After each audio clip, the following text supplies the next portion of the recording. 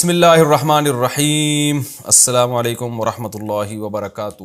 آج میں ایک انٹرویو لینے جا رہا ہوں دنیا کے 8ویں عجوبہ، آپ سمجھ سکتے ہیں ان کو، ٹھیک ہے نا، جو آپ کو جب آپ ان کو دیکھیں گے تو آپ کو لگے گا کہ کوئی مولانا صاحب ہیں، مفتی صاحب شرعی مسائل پہ ڈسکشن کے لیے یا بد نظری سے بچنے کے نسخے حاصل کرنے کے لیے نوجوانوں کو بتانے کے لیے یا جنت یا جہنم کے بارے میں معلومات لینے کے لیے ان سے میں نے رابطہ کیا ہے، لیکن آپ ان کے حلیے پہ نہ جائیں۔ میں نے ان کے انٹرویو کا انتخاب اس لیے کیا ہے تاکہ آپ کو پتہ چل جائے کہ ایسا حلیہ اختیار کر کے اور اسلام کو فالو کر کے، نماز کی پابندی کر کے، کسی شیخ و مرشد سے اصلاحی تعلق قائم کر کے بھی انسان اتنا بڑا سائنٹسٹ بن سکتا ہے۔ جو ہمارا ایک لبرل طبقہ ہے نا، جس نے یہ دماغ بنا دیا ہے کہ مذہب اور ایجوکیشن یعنی عصری تعلیم یہ ایک دوسرے سے الگ کوئی چیزیں ہیں، تو اس کا جو کانسیپٹ ہے نا وہ غلط ثابت کرنے کے لیے آج میں نے جس شخصیت کا انتخاب کیا ہے، جن سے میں پوڈ کاسٹ پہ ان کا انٹرویو میں آپ کے ساتھ شیئر کروں گا، وہ جناب ڈاکٹر مبشر حسین رحمانی صاحب ہیں، جو 3 دفعہ بہترین سائنٹسٹ ہونے کا ایوارڈ لے چکے ہیں۔ تو میرے سامنے موجود ہیں ڈاکٹر مبشر حسین رحمانی صاحب۔ السلام علیکم ورحمۃ اللہ وبرکاتہ۔ وعلیکم السلام ورحمۃ اللہ وبرکاتہ۔ جزاک اللہ خیر مفتی صاحب کہ آپ نے اپنی پوڈ کاسٹ میں مدعو کیا، جزاک اللہ خیر۔ آپ کا شکریہ کہ آپ نے ہمیں ٹائم دیا، اللہ تعالیٰ بہت جزائے خیر دے۔ دل نہیں کر رہا آپ سے سائنس کے بارے میں کچھ پوچھوں، میرا دل چاہ رہا ہے آپ سے دم کرواؤں میں۔ ٹھیک ہے، دل یہ چاہ رہا ہے کہ آپ سے دم کرواؤں میں۔ سب سے پہلے تو آپ اپنے بارے میں ذرا انٹروڈکشن لوگوں کو خود کروا دیں، اپنے بارے میں تعارف خود کروا دیں کہ آپ دنیا کے ٹاپ 10 سائنٹسٹ میں، جہاں تک میں نے سنا ہے، آپ کا شمار ہوتا ہے، اور 3 دفعہ بہترین سائنسدان ہونے کا آپ ایوارڈ لے چکے ہیں آئرلینڈ میں۔ تو ذرا اس کی تصدیق کریں، کیا یہ ایسے ہی ہے، یہ اڑتی اڑتی خبر ہے، اور اس کی وجوہات کیا ہیں؟ جی الحمدللہ، مجھے مسلسل تیسری مرتبہ دنیا کے 1% بہترین سائنسدانوں کی فہرست میں شامل کیا گیا ہے، یعنی سبحان آئرلینڈ کی نہیں، پوری دنیا کی۔ اور یہ بیسیکلی ایک ادارہ ہے کلیریویٹ، جو کہ پوری دنیا میں سائنس کو ریگولیٹ کرتا ہے۔ یعنی جیسے پاکستان کے اندر ٹیلی کمیونیکیشن کو پی ٹی اے ریگولیٹ کرتا ہے، چینلز کو پیمرا ریگولیٹ کرتا ہے، اس طرح سائنس کے لیے بھی آپ سمجھ سکتے ہیں کہ سائنس کو ریگولیٹ کرنے کے لیے ایک عالمی ادارہ ہے کلیریویٹ۔ تو وہ ہر سال دنیا کے 1% بہترین سائنسدانوں کی فہرست جاری کرتا ہے۔ تو دنیا کے اس کا طریقہ کار یہ ہوتا ہے کہ وہ 10 سال، پچھلے پورے 10 سال کا ڈیٹا لیتا ہے، اور پوری دنیا میں جتنے بھی سائنس کے شعبے ہیں، تقریباً 21 سائنس کے شعبے ہیں، چاہے بایولوجی ہو، کیمسٹری ہو، کمپیوٹر سائنس ہو، اور 10 سال کی پیریڈ کے اندر جتنے بھی سائنسدان اور محققین گزرے ہیں پوری دنیا کے اندر، چاہے وہ امریکہ میں ہوں، آسٹریلیا میں ہوں، کینیڈا میں ہوں، پاکستان میں ہوں، ان سب کو کلیکٹ کر کے ان کا مجموعہ جو بنتا ہے وہ 80 لاکھ بنتا ہے۔ اس وقت پوری دنیا میں جتنے بھی سائنسدان اور محققین ہیں 80 لاکھ، پھر ان میں سے وہ 1% نکالتا ہے، اور وہ اپنے اپنے شعبے کے 1% بہترین سائنسدان ہوتے ہیں۔ یہ 1% تو کہتے ہیں، اصل میں تو وہ 1% سے بھی کم ہوتے ہیں، 0.1% سے بھی کم ہوتے ہیں، مگر عوام کی سہولت کے لیے وہ دنیا کے 1% بہترین سائنسدانوں کا جو ہے لقب دے دیتے ہیں ان کو۔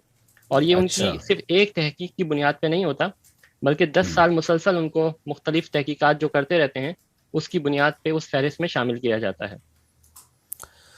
زبردست، ہمارے لیے بڑی خوشی کی بات ہے، فخر کی بات ہے کہ جو 3 دفعہ دنیا کا بہترین سائنسدان ہونے کا ایوارڈ لے چکے ہیں، ان کا تعلق پاکستان سے ہے اور خاص کراچی سے ہے۔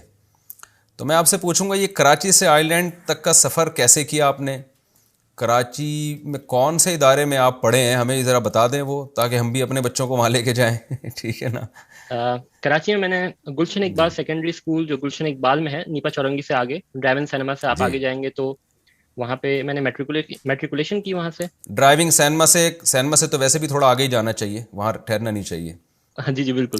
تو دیکھیں، یہ آپ کے ساتھ اچھا ہوا نا، آپ وہاں ٹھہرے نہیں، آپ سینما سے تھوڑا آگے چلے گئے۔ تو اگر آپ وہیں ٹھہر جاتے، فلم دیکھنے چلے جاتے، تو شاید آج یہاں نہ بیٹھے ہوتے۔ جی، تو اس کے بعد ایف ایس سی، جو گورنمنٹ نیشنل کالج ہے بہادر آباد پہ، وہاں سے ایف ایس سی کیا۔ اس کے بعد Mehran university of engineering and technology Jamshoro سے کمپیوٹر سسٹمز انجینئرنگ کے اندر 2004 میں انجینئرنگ کمپلیٹ کی. یعنی بنیادی طور پہ میں ایک انجینئر ہوں, صحیح کمپیوٹر سسٹم انجینئر. اس کے بعد صحیح. پھر واپس کراچی آنا ہوا, 1 سال جاب کی, اور جاب کرنے کے بعد پھر بڑوں کے مشورے سے حکومت پاکستان کی ایک اسکالرشپ تھی, اور وہ مجھے مل گئی, اور میں فرانس چلا جی گیا. وہاں پہ میں نے ماسٹرز اور پی ایچ ڈی کی. پی ایچ ڈی کرنے کے بعد تھوڑا سا متزلزل ہوا کہ واپس پاکستان نہیں آتا, بلکہ وہاں پہ پرماننٹ جاب کا ارادہ تھا, جاب مل گئی تھی, جی اور پاسپورٹ بھی صحیح. لینے کا ارادہ تھا. تو پھر بڑوں سے مشورہ کیا, مفتیان اکرام سے. انہوں نے یہ کہا کہ آپ نے معاہدہ کیا ہوا ہے, آپ دستخط کر کے گئے ہیں کانٹریکٹ پہ, تو آپ واپس آئیں, 5 سال سرو کریں جو آپ نے معاہدہ کیا ہے. تو پھر پاکستان واپس آ گیا, اور پھر بڑوں کے مشورے سے جو ہے کامسیٹس یونیورسٹی واہ کینٹ کے اندر, واہ کینٹ کنٹونمنٹ ہے جہاں پہ پورے پاکستان کی فوج کا اسلحہ بنتا ہے, تو وہاں پہ کامسیٹس کی ایک کیمپس ہے. وہاں پہ جی الیکٹریکل انجینئرنگ ڈپارٹمنٹ میں 5 سال سرو کیا اسسٹنٹ پروفیسر کے طور پہ. اس کے بعد گڈ. کچھ حالات ایسے بنے کہ واپس کراچی آنے کی ترتیب بنی, کہ کیونکہ میرا گھر آبائی گھر کراچی ہے اور فیملی وغیرہ ساری وہیں پہ ہے, تو وہاں پہ کوئی صورتحال بن نہیں سکی. پھر مشورے سے پھر آئرلینڈ آ گیا. آئرلینڈ میں پی ایچ ڈی کے بعد پوسٹ ڈاک ہوتی ہے, تو 1 سال پوسٹ ڈاک کی, اور اس کے بعد پھر یہاں پہ ایک یونیورسٹی ہے منسٹر ٹیکنالوجیکل یونیورسٹی, اس کو جی لیکچرر کے طور پہ پرماننٹ پوزیشن کے طور پہ جوائن کر لیا. وہیں پہ پچھلے کئی سالوں سے تحقیق اور تدریس کی خدمات انجام دے رہا ہوں. ماشاء اللہ ماشاء اللہ, بڑا زبردست. تو آپ نے کہا کہ بڑوں سے مشورہ, تو کون سے بڑے تھے آپ سے جن سے آپ نے, مفتیان کرام کون سے تھے وہ جن سے آپ نے مشورہ لیا اور جو آپ کے بڑے تھے؟ یہ مفتی محمد نعیم میمن صاحب ہیں, جو کہ خلیفہ ہیں حضرت مولانا یوسف یجوانی شہید رحمۃ اللہ علیہ کے, اور ابھی ان کو جی ماشاء حال ہی میں اللہ. خلافت ملی ہے حضرت شیخ الاسلام حضرت مفتی تقی عثمانی صاحب دامت برکاتہم کی. تو دونوں ماشاء نسبتیں اللہ ہیں. ماشاء جامعہ علوم الاسلامیہ بنوری. مفتی نعیم صاحب یہ وہی تو نہیں ہے جو ابھی حضرت فیروز میمن صاحب کے ہاں مدرسے میں بڑے مفتی ہیں, یہ وہ تو نہیں ہے, یہ کوئی اور ہیں؟ یہ حیدرآباد میں ہوتے ہیں, حیدرآباد میں. تو حیدرآباد میں یہ تبلیغی مرکز ہے, وہاں پہ بھی آنا ہوتا ہے, اور یہ وہاں پہ مدرسے میں پڑھاتے ہیں. جامعہ دارالعلوم کراچی سے فارغ التحصیل ہیں, اور جیسے میں نے بتایا کہ صحیح. حضرت کے پاس حضرت مولانا یوسف یجوانی شہید رحمۃ اللہ علیہ کی بھی خلافت ہے, اور حضرت شیخ اچھا, الاسلام حضرت مفتی تقی عثمانی صاحب کی بھی خلافت ہے. ماشاء اللہ ماشاء اللہ ماشاء اللہ, زبردست زبردست ہو گیا. اچھا یہ بتائیں کہ آپ کراچی سے پڑھ کے اور پھر آپ نے جام شورو یونیورسٹی میں بھی پڑھا, آئرلینڈ گئے. ہمارے ہاں تو مشہور ہے کہ پاکستان میں یونیورسٹیوں میں تعلیم ہی نہیں ہے, مشہور ہے, حقیقت کیا ہے یہ آپ بتائیں گے. تو کیا یہ ممکن ہے کہ پاکستان میں یا سندھ میں یا کراچی میں پڑھ کے بھی کوئی بندہ اتنا اونچے مقام تک پہنچ سکتا ہے, یا آپ کی اپنی قابلیت ہے, یونیورسٹی کا اس میں کوئی دخل نہیں ہے, یا آپ کی اپنی اسٹرگل تھی, اپنی محنت تھی؟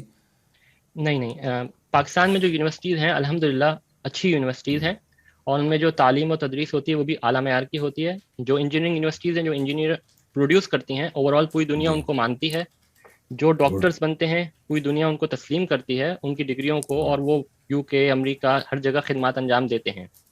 مگر مجموعی طور پہ اگر ہم دیکھیں تو پاکستان کی یونیورسٹیز کی وہ کارکردگی نہیں ہے عالمی سطح پر جو کہ ہونی چاہیے, کیونکہ اتنی ہمارے پاس ریسورسز, افرادی قوت نہیں ہے, اتنے لوگ نہیں ہیں, تو ہم جی امپیکٹ کریٹ نہیں کر پاتے. مگر انفرادی طور پہ الحمدللہ بہت سارے لوگ پاکستان میں ہیں, یونیورسٹیز بھی اچھی ہیں الحمدللہ. گڈ.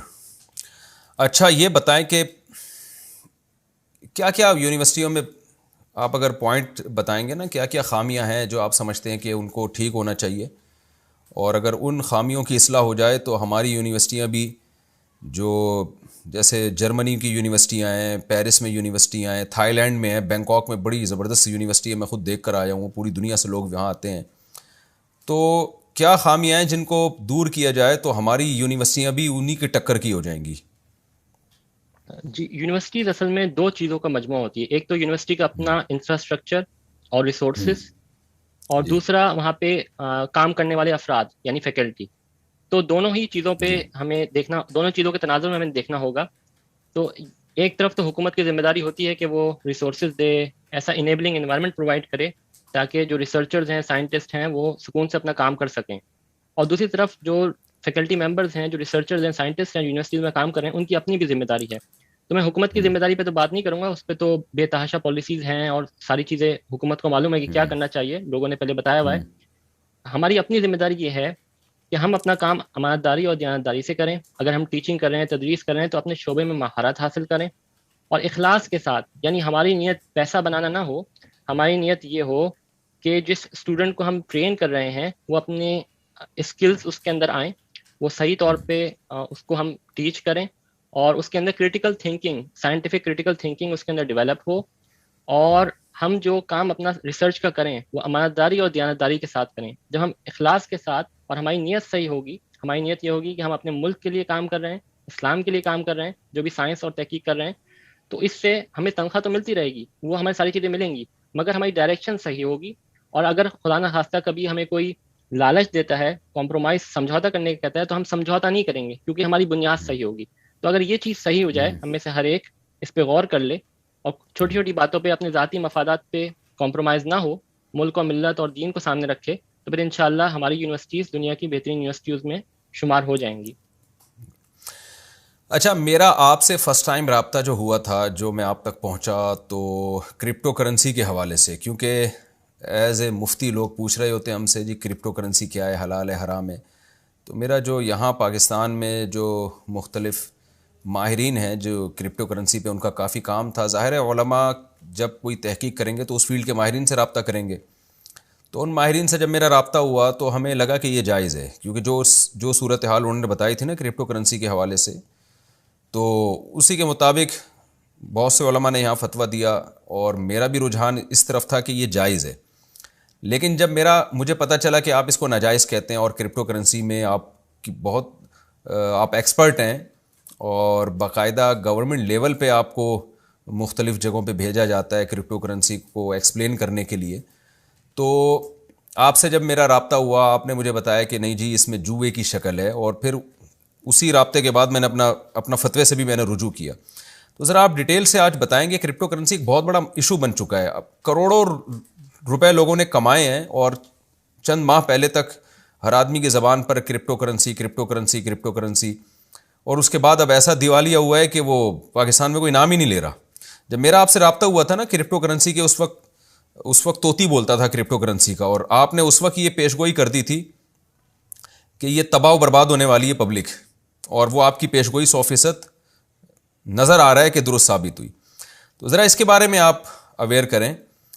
ایک تو آپ کی اس میں مہارت کتنی ہے, تھوڑا سا اس کو بھی آپ وضاحت سے بیان کریں, تاکہ جو بھی آپ بات کہیں تو لوگوں کو اس پہ اطمینان ہو کہ ہم کسی ایکسپرٹ سے یہ نالج لے رہے ہیں. اور پھر اس کی کیا یہ جوا ہے, یا یعنی آپ تھوڑا سا آسان زبان میں, جیسے میں ڈاکٹروں سے انٹرویو لیتا ہوں تو وہ اتنی ٹرم ایسی استعمال کرتے ہیں کہ وہ سمجھ میں ہی نہیں آ رہا ہوتا کہ یہ کیا کہہ رہے ہوتے ہیں, کیا کہہ رہے ہیں. تو آپ نے بھی بہت آسان اور دیسی اسٹائل میں تھوڑا سا کرپٹو کرنسی کے بارے میں لوگوں کو گائیڈ کرنا ہے کہ ہے کیا بھلا یہ.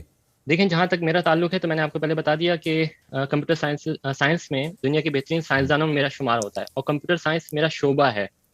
اس شعبے میں پچھلے 10-15 سال سے کام کر رہا ہوں, اور میری تحقیق جو ہے وہ دنیا کے بڑے بڑے سائنسدان اس کو تسلیم کرتے ہیں. یہ تو الحمدللہ پکی ڈھکی بات ہے. آپ دنیا کے بڑے بڑے سائنسدانوں سے, کمپیوٹر سائنٹسٹ جو ہیں, اور میں سائنسدان کہہ رہا ہوں, ان سے جب آپ پوچھیں گے تو وہ آپ کو یہ کنفرم کر سکتے ہیں, آپ ان سے کنفرم کر سکتے ہیں. میں خود اس وقت دنیا کے بڑے بڑے پروفیسر اور سائنٹسٹ کو لیڈ کر رہا ہوں مختلف پروجیکٹس کے اندر. آپ حیران ہوں گے, میں خود لیکچرر ہوں, مگر میرے ساتھ جو کام کرتے ہیں یا میرے انڈر جو کام کرتے ہیں وہ فل پروفیسر ہیں امریکہ, کینیڈا, یورپ کے اندر, اور وہ کام کرتے ہیں. یہ تو ایک جنرل جو ہے ڈسکرپشن ہو گئی. جہاں تک کرپٹو کرنسی کی بات ہے, تو کرپٹو کرنسی کی جو بنیاد ہے, کرپٹو کرنسی جس پہ بنتی ہے, کرپٹو کرنسی ہو, میٹاورس ہو, NFT ہو, ڈی سینٹرلائز فائنانس ہو, یا اور اس سے ملتی جلتی ڈیجیٹل پروڈکٹس ہوں, وہ ساری بلاک چین پہ بنتی ہیں. تو میں بلاک چین کا ایکسپرٹ ہوں, اور بلاک چین وہ ٹیکنالوجی ہے کمپیوٹر کی جس پہ یہ ساری چیزیں بنتی ہیں. تو بلاک چین پہ میں پچھلے کئی سالوں سے تدریس کر رہا ہوں, یہاں پہ آئرلینڈ کے اندر پڑھا رہا ہوں. میرے بلاک چین پہ جو تحقیقی مقالے ہیں وہ دنیا کے بہترین تحقیقی مقالے مانے جاتے ہیں. اور میں نے اس پہ ایک ٹیکسٹ بک لکھی ہے جو کہ باقاعدہ یہاں پہ ماسٹرز کے نصاب کا حصہ ہے. اس کے علاوہ میں 2 PhD اسٹوڈنٹس کو اسی ٹاپک پہ, بلاک چین اور کرپٹو کرنسی اور ان سے ملتے جلتے ٹاپک پہ PhD کروا چکا ہوں آسٹریلیا سے, اور کئی میرے ساتھ اسٹوڈنٹس PhD کر رہے ہیں اس ٹاپک پہ. تو یہ صرف ایک ٹاپک ہے میرا, کیونکہ میں نے بتایا کہ دنیا کے بہترین سائنسدانوں میں شمار ہوتا ہے, تو میں ملٹیپل ٹاپکس پہ کام کرتا ہوں. اب یہ تو بیک گراؤنڈ ہو گیا, تو اس میں تو کوئی دو رائے نہیں ہوگی کہ میں بلاک چین کرپٹو کرنسی کا ماہر ہوں. اچھا, اب کرپٹو کرنسی کیا ہے؟ کرپٹو کرنسی بنیادی طور پہ ایک ڈیجیٹل کرنسی ہے جو کہ اپنے چلنے میں کمپیوٹر کی محتاج ہے. یعنی اگر کمپیوٹر نیٹ ورک نہ ہو تو یہ کام نہیں کر سکتی. اس سے صحیح. پہلے یہ سمجھ لیجئے کہ بلاک چین بیسیکلی ایک ٹیکنالوجی ہے جس میں ہم اعداد و شمار یا ڈیٹا کو سیو کرتے ہیں. یعنی جی یعنی جیسے مثال کے طور پر نادرا کا ریکارڈ ہے, نادرا کے اندر آپ جاتے ہیں, شناختی کارڈ اپنا بنواتے ہیں یا رینیو کرواتے ہیں, تو نادرا آپ کراچی کے کسی آفس چلے گئے تو وہاں پہ جو نادرا کا ریپرزینٹیو ہوتا ہے وہ یوزر نیم پاسورڈ ڈال کے نادرا کے سرور کو اسلام آباد میں ایکسس کرتا ہے, اور پھر جی وہاں پہ وہ آپ کی انٹری ڈالتا ہے اور ڈیٹا کو ایڈ کرتا ہے یا ڈیلیٹ کرتا ہے. تو یہ ڈیٹا بیس مینجمنٹ سسٹم ہوتا ہے, اور یہی ہر جگہ استعمال ہوتا ہے. یعنی کمپیوٹر کے اندر جتنے بھی آپ نے ڈیٹا ریکارڈ سیو کرنے ہیں وہ ڈیٹا بیس یوز ہو رہا ہوتا ہے, چاہے ویب سائٹ کے ذریعے سے آپ ڈیٹا سیو کریں یا آپ کسی بزنس آرگنائزیشن میں سیو کریں. تو یہ جو ڈیٹا بیس سسٹم ہے یہ بنیادی طور پہ یہ سینٹرلائز سسٹم ہے. اس کے اندر آپ ایک سینٹرل سرور سے پرمیشن لیتے ہیں اور وہ پھر آپ کو اجازت دیتا ہے, پھر آپ ڈیٹا کے اندر چینجز کر سکتے ہیں یا اس کے اندر ماڈیفکیشن کر سکتے ہیں, انسرشن کر سکتے ہیں, ڈیلیشن کر سکتے ہیں. جو بلاک چین ٹیکنالوجی ہے وہ بیسیکلی ایک ڈی سینٹرلائز ٹیکنالوجی ہے ڈیٹا کو اسٹور کرنے کے لیے, اور اس کے لیے آپ کو ڈیٹا کو سیو کرنے کے لیے کسی سینٹرل سرور یا سینٹرل اینٹی سے اجازت لینے کی ضرورت نہیں پڑے گی. یہ تو صحیح. سمپل سی بات ہو گئی. اب جو کرپٹو کرنسی ہے اس کو میں نے جیسے بتایا کہ یہ ایک ڈیجیٹل کرنسی ہے, اور اس کو جب پہلی مرتبہ شروعات کی گئی اس کی 2008 میں اس کا وائٹ پیپر آیا, 2009 میں شروعات میں اس کو لانچ کیا گیا, تو یہ ایز اے پیمنٹ سسٹم کے طور پہ آیا. اور اس کے بنانے والوں نے یہ دعویٰ کیے کہ یہ ایک ایسا نظام ہے جو کہ عالمی معاشی اداروں کی جو اجارہ داری ہے اس کو ختم کرے گا, ڈالر کی اجارہ داری کو ختم کرے گا, اور یہ ہمیں بینکوں پر ہمارا انحصار یا سودی بینکاری نظام پہ انحصار کو ختم کرے گا. اور جو صحیح. جس طریقے سے ہمیں مینپولیٹ کر دیا جاتا ہے معاشی نظام کو, جو غریب ممالک ہیں, ترقی پذیر ممالک ہیں, ان سے ہمیں نجات دے گا. تو یہ دعوے کی حد تک تو صحیح. درست تھا, مگر with the passage of time, ابھی تقریباً 10-12 سال ہو چکے ہیں, یہ ساری چیزیں سائنسی طور پہ غلط ثابت ہوئی ہیں. یعنی پوری دنیا کے اچھا. سائنسدان اور محققین اس بات پہ متفق ہیں کہ کرپٹو کرنسی نہ کرنسی ہے, نہ اس میں کرنسی کی کوئی صفات پائی جاتی ہیں, نہ یہ ایسٹ ہے, نہ یہ اثاثہ ہے. یہ اثاثہ بھی نہیں ہے. یعنی جس طریقے سے کوئی انویسٹر ہوتا ہے اس کو اپنی سرمایہ کاری جی کرنی ہوتی ہے, وہ جی گولڈ میں سرمایہ کاری کرتا ہے, کموڈیٹیز میں کرتا ہے, اسٹاکس میں کرتا ہے, یہ اس کے اندر ایسٹ کی بھی صفات نہیں ہے سائنٹیفکلی جی اکانومیکلی اسپیکنگ. اچھا, اب یہ پھر اتنا ہائپ کیوں ہے, پھر یہ اتنا معاشرے میں تشکیک کیوں ہے؟ اس کی وجہ یہ ہے کہ یہ بڑے بڑے سرمایہ دار ہیں, ان کے پاس پیسے ہیں, ان کے پاس نئے نئے آئیڈیاز آتے ہیں, ان کو چاہیے ہوتا ہے پیسے بنانا, پیسے سے پیسہ بنانا. تو انہوں نے جی کرپٹو کرنسی کو بھی ایکسپلائٹ کیا, اور کرپٹو کرنسی کو ایکسپلائٹ کرنے کے بعد ان کی لابیز ہیں. امریکہ کے اندر آپ کو ہر کام کرنے کی اجازت ہے, پرووائڈیڈ دیٹ کہ آپ قانون کو نہ توڑیں. تو یہ انہوں نے ایکسپیریمنٹ کیا, اور یہ بیسیکلی جو کاغذی کرنسی نظام ہے اس سے بھی بدترین نظام ہے, اور یہ پیسے اچھا. لوگوں سے پیسے بٹورنے کا اور ایک اور طریقہ ہے جو پوری دنیا پہ اجارہ داری کرنے کا. اچھا, اب یہ جو میں ساری اچھا. باتیں کہہ رہا ہوں یہ میرا اپنا ایکسپیرینس نہیں ہے, یہ پوری دنیا کے جو عالمی معاشی ماہرین ہیں اور سائنسدان ہیں, یہ ان کی رپورٹڈ تحقیقیں ہیں, اور اس میں یہ انہوں نے رپورٹ کر دیا ہے. اچھا, اب صحیح. مثال کے طور پہ یہ جو ڈیجیٹل کرنسی ہے, یہ اس کے ایک تو سائنٹیفک ایسپیکٹس ہیں, سائنٹیفکلی چیزیں ہیں, اور ایک اس کی وہ چیزیں ہیں جی جس کی بنیاد پہ مفتیان کرام اس کا فیصلہ کر سکتے ہیں, جواز اور عدم جواز کا. تو میں دونوں پہ آپ جی کو اس کی ڈسکرپشن بتا دیتا ہوں. جی لیکن سب سے پہلے تو یہ ایک یعنی اگر اکانومیکلی دیکھا جائے تو ایک کرنسی اس کا نام ہے کرپٹو کرنسی. تو یہ کرنسی جی نہیں ہے. کرنسی کی 3 صفات ہوتی ہیں. As a medium of exchange, یعنی آلائے مبادلہ کے طور پہ اس کو استعمال کیا جائے. جی اسٹور آف ویلیو, اس کے ذریعے سے آپ قدر کو اسٹور کرتے ہیں. اور یونٹ آف اکاؤنٹ, اس کے ذریعے سے آپ چیزوں کی قدر ناپتے ہیں. یہ کرنسی کی 3 بنیادی صفات ہیں. آپ کسی بھی اکانومسٹ سے پوچھ لیں, یہ تینوں صفات سائنٹیفکلی اس کے اندر موجود نہیں ہیں. یہ میڈیم آف ایکسچینج کے طور پہ بھی یوز نہیں ہوتا. بڑے بڑے سائنسدانوں نے تحقیق کر کے بتا دیا ہے. نہیں, کیوں یوز نہیں ہوتا بھائی؟ آپ نے کوئی پلاٹ خریدنا ہے تو کرپٹو کرنسی اس میں جو لوگ کہتے ہیں وہ استعمال ہو رہی ہے, جیسے یہ کام کرنسی استعمال ہوتی ہے. تو ایز اے کرنسی کا مطلب کہ اعلی مبادلہ ہے نا, کہ جس کے عوض میں کچھ خریدا جائے. ایک تو ماشاء اللہ فقہ کی اصطلاحات استعمال کر رہے ہیں, ایسا لگ رہا ہے آپ نے قدوری ہدایہ وغیرہ بھی پڑھی ہوئی ہے, تو کچھ شد بدھ رہی ہے فقہ سے آپ کی؟ جی مفتیان کرام سے ویسے پڑھی ہے، باضابطہ طور پہ نہیں پڑھا، جیسے فقہ البیوع حضرت شیخ الاسلام کی ہے، اس کا ترجمہ پڑھا ہے اور دوسری کتب پڑھی ہیں اچھا، انفرادی طور پہ. کیونکہ جو آپ نے کرنسی کی تعریف کی ہے نا، یہ تو علماء کرام جانتے ہیں نا کرنسی کی ڈیفینیشن، وہ بالکل آپ نے وہی تعریف کی ہے جو علماء اور مفتیان کرام کرتے ہیں. تو ایک اچھا گڈ، تو اس کا مطلب ہے کہ آپ نے ماشاءاللہ کچھ فقہ سے بھی آپ کو مناسبت ہے. ہاں، تو میں عرض کر رہا تھا کہ اعلی مبادلہ، یہ میں سب لوگوں کے لیے کر رہا ہوں تاکہ لوگوں کو یہ جو اشکالات ہوں گے نا وہ کلیئر ہو جائیں. تو اعلی مبادلہ تو ہے، وہ کہتے ہیں یار کرپٹو کرنسی کے ذریعے ہم نے یہ بھی خریدا یہ بھی خریدا.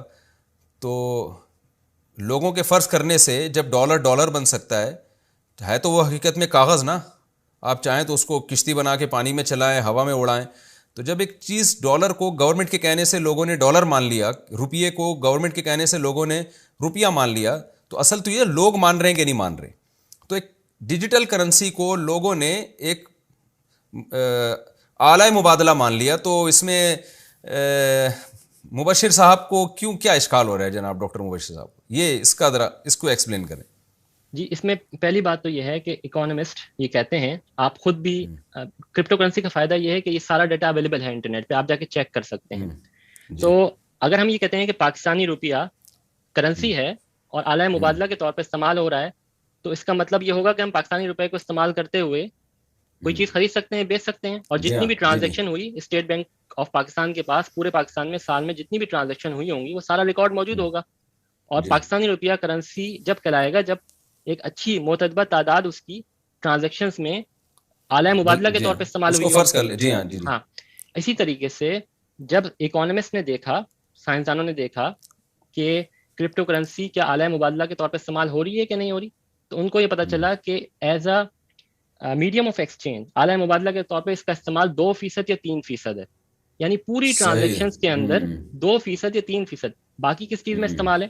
باقی اس کا استعمال یہ ہے کہ آپ شارٹ انویسٹمنٹ کرتے ہیں، یعنی شارٹ ٹائم انویسٹمنٹ سے مراد یہ ہے کہ آپ نے ابھی لگایا، ابھی یہ خریدا اور ابھی بیچ دیا اور پیسے کما لیے. اور کچھ لوگ تقریباً 33 یا 34% لوگوں نے یہ خرید کے رکھ لیا ہے لانگ ٹرم انویسٹمنٹ کے لیے. تو یہ پوری دنیا کے اکانومسٹ اس پہ یعنی آپ کی بات کا حاصل یہ نکلا کہ ایسٹس یا اثاثہ تو ہو نہیں سکتی ہے، ظاہر ہے یہ کوئی استعمال کی چیز تو ہے نہیں، تو اس کو ہم ایز اے کرنسی ہی اگر مانیں گے، اس کی کوئی فقہی تکیف جو جواز کی ہوگی وہ کرنسی ہی ہوگی. اور کرنسی کے طور پہ 2% استعمال ہو رہا ہے، لوگ اس کو ایسٹ ہی کے طور پہ استعمال کر رہے ہیں. یعنی ایسا نہیں ہے کہ کسی نے پلاٹ خریدنا ہو تو دنیا میں جہاں بھی پلاٹوں کا بزنس ہو رہا ہے تو اس کے ذریعے ہو رہا ہے، اس کے ذریعے اسی کا بزنس ہو رہا ہے، ٹھیک ہے نا. یہ جوئے کی ایک شکل بن جاتی ہے کہ خریدو، جیسی مہنگا ہوگا بیچ دو. تو یہ ایسا ہی ہے جیسے پلاٹوں کے ذریعے آپ ڈالر خریدنا شروع کر دیں ٹھیک ہے نا، بجائے اس کے کہ ڈالر کے ذریعے آپ پلاٹ خریدیں. تو لوگ اپنے سرمایوں کو بیچ کے کرنسی خرید رہے ہیں. میں اس کو آپ کو اس میں ایک عجیب سی بات بتاتا ہوں. یہ یورپ جو ہے، یورپ 27 ممالک کا مجموعہ ہے، فرانس، جرمنی، اٹلی، آپ ابھی گھوم کے بھی آئے ہیں. تو ان کی جو حکومتیں ہیں وہ باقاعدہ اپنے سینٹرل بینک اور حکومتی جو ریسورسز ہیں اس کو استعمال کرتے ہوئے اپنی عوام کو یہ کہہ رہی ہیں کہ آپ کرپٹو کرنسی میں انویسٹمنٹ نہ کریں آفیشلی، ٹھیک ہے. اور اس کی بنیاد یہ ہے کہ لوگوں کی پوری پینشن ان میں ڈوب گئی ہے. دیکھیں، جب میں یہ کہہ رہا ہوں، اچھا سوری بات کاٹ رہا ہوں، میں آپ کی بات کاٹ رہا ہوں. دیکھیں، جب یہ بات لوگوں سے کی جاتی ہے نا کہ یورپ منع کر رہا ہے اس عمل سے، تو لوگ کہتے ہیں اصل میں گورنمنٹ کی اجارہ داری ختم ہو رہی ہے نا کرنسی سے، تو اور عالمی جو مالیاتی ادارے ہیں ان کی اجارہ داری ختم ہو رہی ہے تو وہ تو منع کریں گے ہی. تو آپ اس کو تھوڑا سا ایکسپلین کریں کہ واقعی کیا جیسے آپ نے کچھ وضاحت بھی کی ہے لیکن اس سوال کے جواب میں ہو تو اور زیادہ ذرا وضاحت ہو جائے گی. جی دیکھیں، عالمی جو اجارہ داری ہے، عالمی معاشی اداروں کے، IMF کی، امریکہ کی، برطانیہ کی، یورپ کی، انہی کی اجارہ داری ہے نا. تو یہی ایک اور چیز ہمیں دے رہے ہیں اور اس کے ذریعے سے ہمیں کنٹرول کرنا چاہ رہے ہیں. یعنی اگر آپ کرپٹو کرنسی کی تہ میں جائیں تو اس وقت جن کی اجارہ داری ہے وہ سرمایہ دار ہیں جو کہ یہود و نصارہ ہیں، جو کہ یورپ اور امریکہ میں بیٹھے ہیں. اور حکومتی معاشی نظام میں آپ فرض کر لیں کہ 200 ممالک ہیں، 200 ممالک میں 200 حکومتیں ہیں، 200 اجارہ داریاں ہیں نا. مگر وہ بھی کچھ کمپلیٹلی اجارہ داری نہیں ہے، ان کو پارلیمنٹ کے سامنے جواب دینا ہوتا ہے، کچھ نہ کچھ تو جواب دینا ہوتا ہے نا، صارف کی تحفظ کرنا ہوتا ہے. یہاں پہ 17,000 سے زیادہ کرپٹو کرنسیز آ گئی ہیں. آپ اپنی کرپٹو کرنسی خود بنا سکتے ہیں، اور کئی کرپٹو کرنسیز پیسے لے کے غائب ہو گئی ہیں اور آپ پوچھ ہی نہیں سکتے. تو یعنی یہ کہ اجارہ داری اس میں بھی ہے، جو ہماری جو عام کرنسی ہے اس کی اجارہ داری ایسی ہے جس میں کوئی نہ کوئی ذمہ دار ہے جس سے آپ پوچھ سکتے ہیں. کرپٹو کرنسی میں جو اجارہ داری ہے وہ بحکم بدماشی ہے، ٹھیک ہے نا. اس میں جو ادارہ داری ہے اس میں اگر جو کرنسی بنانے والا مارکیٹ سے شارٹ ہو جائے تو کرنسی بھی مارکیٹ سے شارٹ ہو جائے گی. جی بالکل ایسا ہی ہے. اور دیکھیں شرعی طور پہ اس میں ہو یہ رہا ہے کہ یا تو ہم یہ کہہ دیں کہ بھائی فقہاء اکرام کے بیع و شرع کے جو احکام ہیں نا وہ اب ہم نہیں مانتے، اب زمانہ ترقی کر گیا ہے اور اس میں بایا بھی مبی بھی معدوم ہے، ثمن بھی معدوم ہے اور معدوم کی بے ہو رہی ہے. یعنی میں سائنٹیفکلی آپ کو یہ کہہ رہا ہوں کہ کرپٹو کرنسی حصی طور پہ فزیکلی طور پہ تو موجود ہی نہیں ہے. پھر میں یہ دعویٰ کر رہا ہوں سائنٹیفکلی کہ یہ ڈیجیٹلی طور پہ بھی ایگزسٹ نہیں کرتی. دیکھیں ڈیجیٹلی اگر آپ تصویر کھینچیں کسی کی اور پھر واٹس ایپ پہ بھیج دیں تو وہ ڈیجیٹلی ٹرانسفر ہو جائے گی نا، مگر یہ کرپٹو کرنسی ڈیجیٹلی بھی ایگزسٹ نہیں کرتی سائنٹیفکلی اسپیکنگ. اور یہ ایک فرضی نمبر ہے جو ایک بندے نے سوچا اور پھر اس کو لکھ لیا. یعنی جب پہلی مرتبہ بٹ کوائن بنا تو کیا ہوا 2009 میں ایک بندے نے سوچا کہ یار میرے پاس بٹ کوائن کرپٹو کرنسی ہونی چاہیے اور اس کو کھاتے کے اندر لیجر کے اندر لکھ لیا اور پھر دوسرے بندے کا نام لکھ لیا، تیسرے بندے کا نام لکھ لیا. پھر 2 سال تک اس کی کوئی ویلیو ہی نہیں تھی، قدر ہی نہیں تھی. انٹرانزک ویلیو تو تھی نہیں مگر ایکسٹرانزک ویلیو بھی نہیں تھی. پھر اس کو کریٹ کرنے کے لیے مصنوعی طور پہ اس میں تقوم پیدا کیا گیا اور 2 سال بعد تقوم یعنی لوگ تھوڑا اس اصطلاح سے نہیں، یعنی ویلیو پیدا کی گئی اس کی. جی جی جی جی جی آرٹیفیشلی. تو اب آپ یہ دیکھ لیں اور وہ جو 2 سال کا عرصہ ہے اس میں 64 لوگ ہیں جن کے پاس ساری کی ساری کرپٹو کرنسی تھی. یعنی آپ 64 لوگوں کے ہاتھ میں اپنی ساری جو ہے نا اجارہ داری دے رہے ہیں جو کہ بڑے بڑے سرمایہ دار ہیں. اور اس کے بعد پھر یہ انہوں نے اس کے اندر فردر اس کی قدر کو بڑھایا اور قدر کو بڑھانے کے بعد اس کا منشا یہ تھا کہ لوگوں سے پیسے بٹورے جائیں اور ابھی تک وہ اس سلسلے کو جاری رکھے ہوئے ہیں. تو میں یہ کہہ رہا تھا، عرض یہ کر رہا تھا کہ سب سے پہلی تو بنیاد تو یہ ہے کہ جوا اور سٹے بازی کی تو بدترین شکل ہے یہ، مگر اس میں بنیادی نقائص ہیں جو کہ شریعت بیع و شرع کے بیان کرتی ہے. مثلا اس میں جو مبی ہے وہ معدوم ہے، یعنی جو بیچنے والی چیز ہے.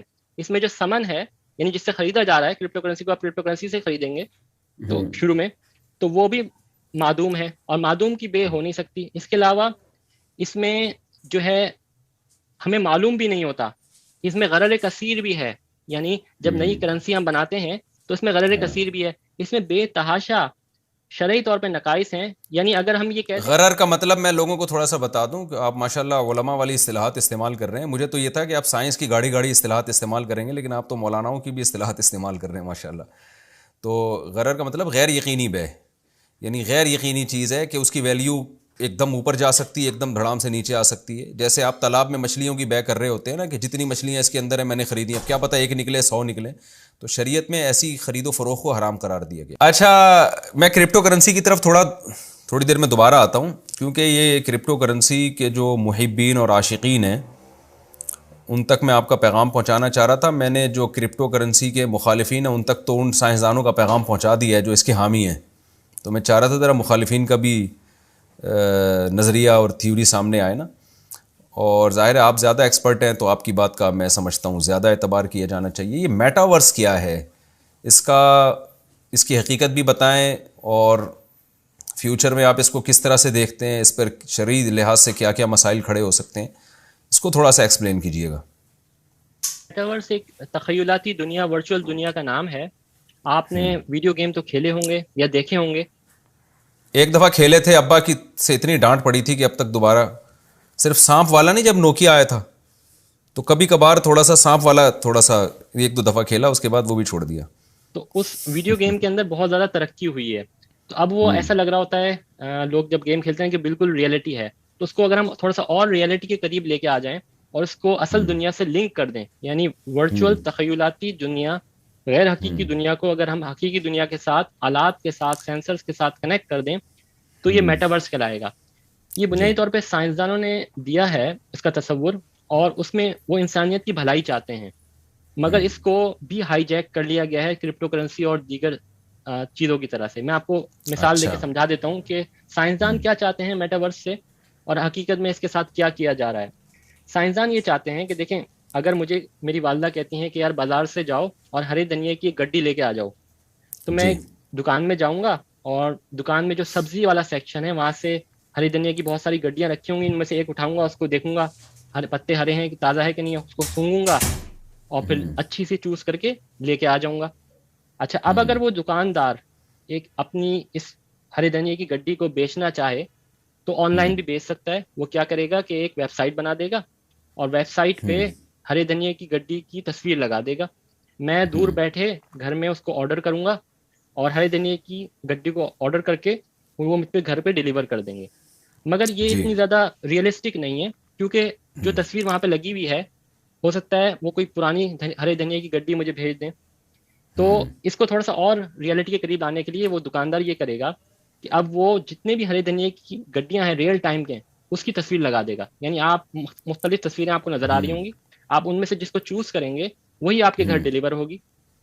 یہ صحیح بھی ابھی ریئلٹی کے قریب نہیں ہے، وہ ویب سائٹ والا اس کو فردر انہینس کرتا ہے اور پھر اس کے اندر وہ کیا کرتا ہے کہ ویڈیو لگا دیتا ہے، یعنی ویڈیو کے اندر 3D ورژن آپ کو نظر آ رہا ہوگا اور جی آپ دیکھ سکتے ہوں گے، یہ اور ریئلٹی کے قریب ہے۔ پھر اس سے اور ریئلٹی کے قریب لانے کے لیے وہ ریئل ٹائم میں ویڈیو باقاعدہ کیمرے اس جو ریک ہے جہاں پہ ہرے دھنیا کی گڈیاں ہیں اس پہ لگا دے گا اور آپ اس کو دیکھ سکتے ہیں۔ تو دیکھنے کی حد تک تو آپ نے دیکھ لیا، مگر جو خوشبو ہوتی ہے وہ آپ کیسے محسوس کریں گے؟ تو جی سائنسدانوں نے اس کا بھی حل نکال لیا، انہوں نے یہ کہا کہ آپ جس کمپیوٹر پہ بیٹھے ہیں ہم اس کمپیوٹر کو پرفیوم کے ساتھ لنک کر دیں گے، ایسی ڈیوائسز بھی مل جاتی ہیں، اور جو وہاں پہ آپ سینسر کی مدد سے ہرے دھنیا کی گڈی کی جو خوشبو آپ سنیں گے وہ یہاں پہ آپ کو اپنے کمرے میں محسوس ہوگی۔ تو کمال ہو گیا۔ یہ ایک ویژن ہے جو سائنسدانوں نے سوچا اور یہ ریئلٹی، یہ پروڈکٹس مل بھی رہی ہیں بازار میں۔ اب اسی طریقے سے اب آپ کیا کریں کہ آپ اپنی باڈی کا ایک مجسمہ بنا لیں، ڈیجیٹل مجسمہ اواتار۔ اب آپ کیا کریں کہ ایک ورچوئل انوائرمنٹ بنا لیں، ورچوئل ڈیجیٹل ایک عمارت ہو، دکانیں ہوں، روڈیں ہوں، اس میں آپ کا اواتار وہ اس میں جائے اور بالکل وہاں پہ جا کے دکان میں جائے اور ہر دن کی گڈی کو اٹھائے اور سونگے اور پھر لے کے آ جائے۔ یہ میٹاورس کا ویژن ہے اچھا جو سائنسدان سوچتے ہیں، اور اس میں بہت سارے انسانیت کے لیے فائدے ہیں ٹیکنالوجی کے حساب سے۔ جی آپریشن آپ کر سکتے ہیں دور بیٹھے، ریموٹ آپریشن، یعنی مریضوں کے، یعنی دیکھیں ابھی جو آپریشن کرتے ہیں جو ڈاکٹر ہوتے ہیں، اگر امریکہ میں بیٹھے ہاں یورپ کا کسی مریض کا آپریشن کر رہے ہیں تو آپ روبوٹس کی مدد سے پریشر بھی آپ دیکھیں نا، پریشر ہوتا ہے نا جیسے ایکسیلیٹر پہ آپ پریشر ڈالتے ہیں تو اس کو جی بھی ہاں آپ کر سکتے ہیں، پھر پریشر آپ محسوس بھی کر سکتے ہیں۔ تو یہ ایک ویژن ہے میٹاورس کا۔ اب دیکھیں میٹاورس بڑی کے کوئی اندر عجیب ہی ٹیکنیکل قسم کی چیز ہے کہ آپ بیٹھے بیٹھے آپریشن کیسے کر رہے ہیں؟ وہ روبوٹ اتنا کنٹرول میں ہوگا کہ آپ جب کوئی کینچی سے کٹ کریں گے تو وہ روبوٹ وہاں کٹ کر رہا ہوگا؟ ایگزیکٹلی، اور آپ کے جو حواس ہیں، یعنی جو جتنے بھی حواس خمسہ ہیں اس کو بھی وہ ٹرانسلیٹ کر رہا ہوگا اور آپ کو محسوس بھی ہو رہا ہوگا۔ عجیب۔ یہ میٹاورس ہے۔ کراچی میں اس دوران اگر لائٹ چلی گئی جی ہاں، یہ ایک ایشو ہے۔ تو وہ تو بیچارہ جو ہارٹ پیشنٹ ہے اس کی تو پسلیاں کھلی کی کھلی رہ جائیں گی، روبوٹ وہیں اٹک جائے گا جہاں تھا۔ اچھا خیر چلیے آگے۔ جی، تو یہ میٹاورس کے ویژن ہے اور اس کے بہت سارے انسانیت کے لیے فوائد ہیں۔ اب دیکھیں اس میں بنیادی طور پہ کیا ہو رہا ہے کہ آپ ایک ڈیجیٹل ورچوئل ورلڈ کو ریئل ورلڈ کے ساتھ کنیکٹ کر رہے ہیں، ٹھیک ہے؟ اور مثال کے طور پہ اگر جامع الرشید کی جو زمین ہے، ٹھیک ہے، اس کا میں میٹاورس بناؤں اور اس کی ڈیجیٹل ایک میپ جیسے گوگل میپس ہوتا ہے وہ میپ پہ دکھاؤں، اب کوئی بندہ اگر اس ڈیجیٹل زمین کی خرید و فروخت کرنا چاہے تو وہ ڈیجیٹل زمین خرید لے اور اس کی جگہ وہ ایکچولی جامع الرشید کی زمین خرید رہا ہوگا۔ مگر اب ہو اچھا یہ رہا ہے کہ ایک بندہ امریکہ میں بیٹھا ہے، ایک افریقہ میں بیٹھا ہے، ایک آسٹریلیا میں بیٹھا ہے، وہ اپنی ویب سائٹ بنا لیتے ہیں، پوری دنیا کو انہوں نے ڈیجیٹل میپ بنا لیا ہے اور NFTs بنا کے جامع الرشید کی ملٹیپل ڈیجیٹل زمین کی خرید و فروخت کر رہے ہیں۔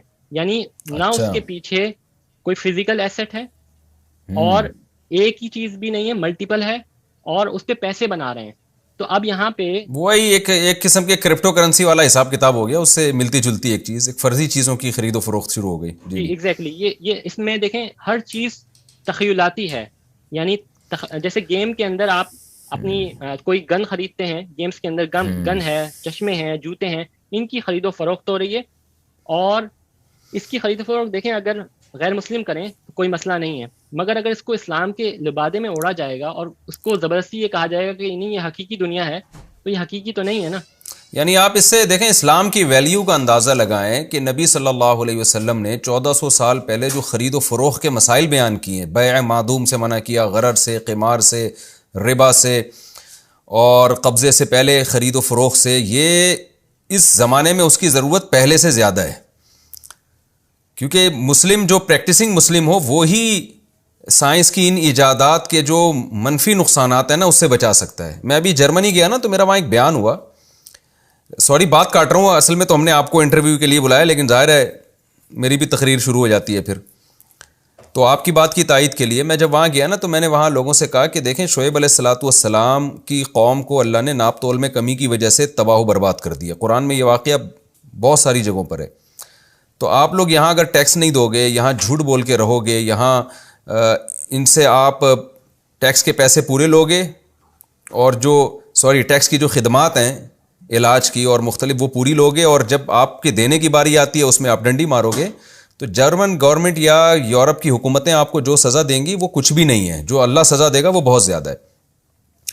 تو آپ حیران ہوں گے، ہمارے دوست کا فون آیا کہ جرمنی کی کوئی خفیہ ایجنسیوں کے لوگ بھی بیٹھے ہوئے تھے اس بیان میں، وہ بڑے خوش ہوئے، انہوں نے کہا یار یہ تو بڑی زبردست باتیں کر کے گیا ہے، ٹھیک ہے نا، یعنی اور بڑے انہوں نے موٹیویٹ کیا وہاں لوگ، مجھے بعد میں پتہ چلا کہ یار یہ بہت خوش ہوئے کہ انہوں نے ایک بڑی اچھی گائیڈنس کی۔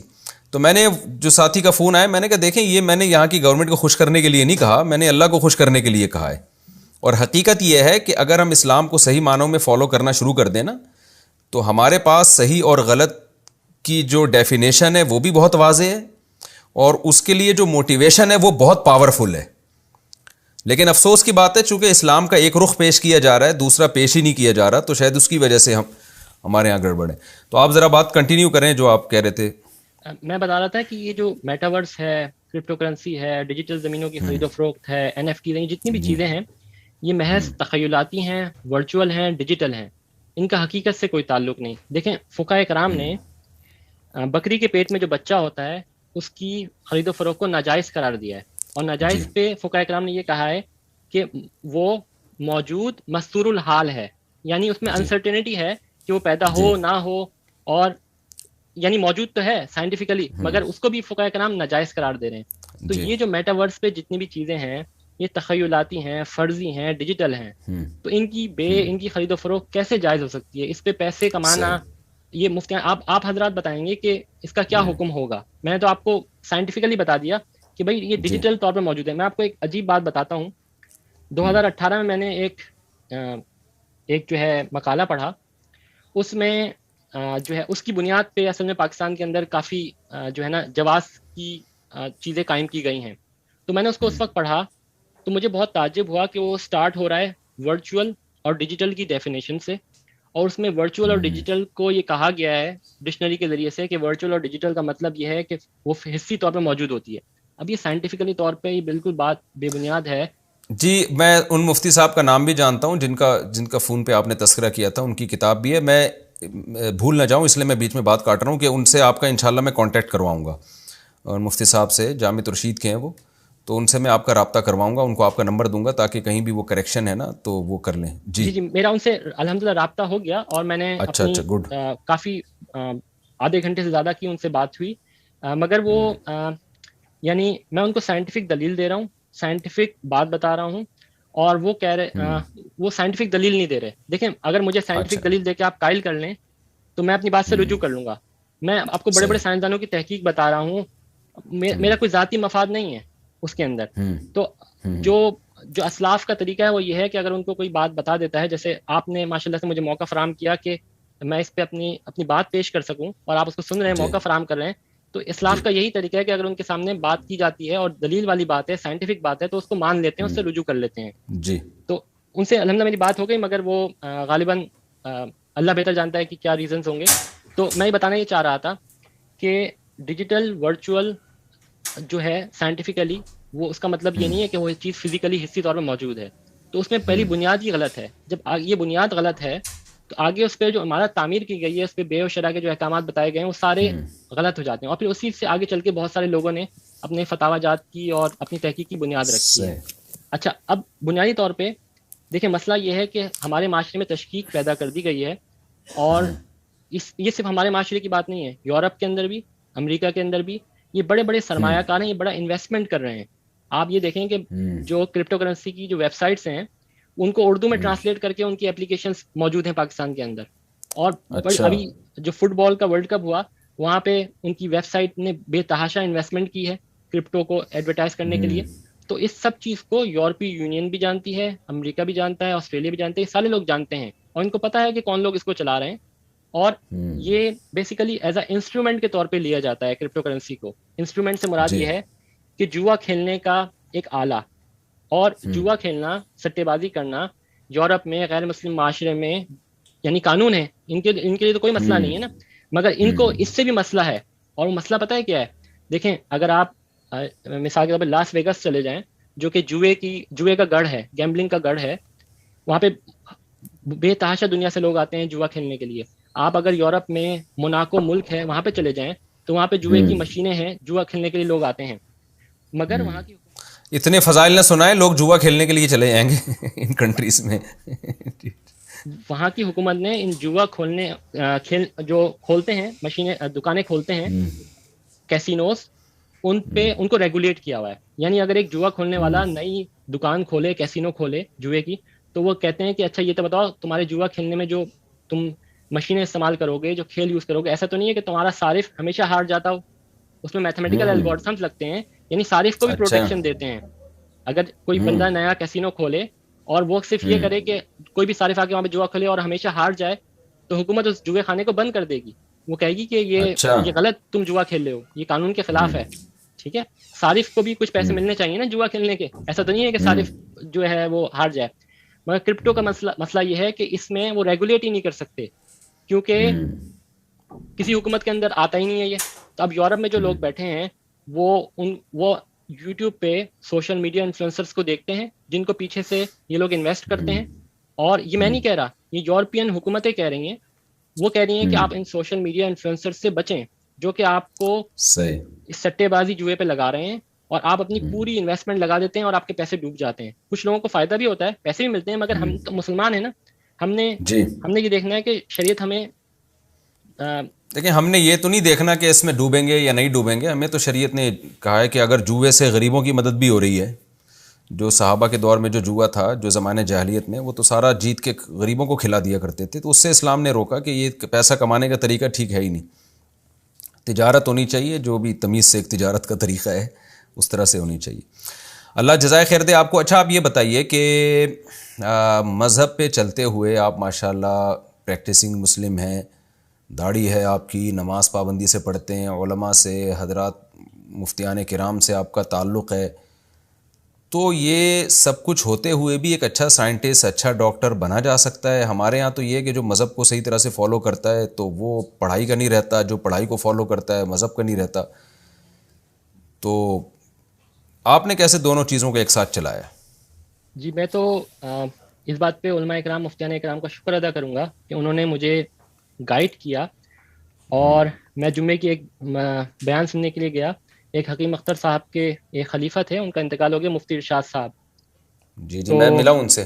جی تو وہ ان کا جمعے کا میں نے بیان سنا. وہ کہہ رہے تھے کہ نوجوان طلبہ, اس وقت میں نوجوان تھا, تو آپ جو ہے اپنے پورے دن کا اسکیجول بنائیں, اوقات کی پابندی کریں, وقت کو ضائع نہ کریں. تو ان سے میں نے یہ سیکھا. پھر میں جو حضرت مفتی نعیم میمن صاحب ہیں ان سے میں نے اپنا تعلق بنایا. تو انہوں نے مجھے کہا کہ بھائی تم یہ جو تمہارے اندر ڈر ہے, خوف ہے لوگوں کا, یہ تمہارا اپنا کریٹ کیا ہوا ہے, تم اس سے نہ ڈرو.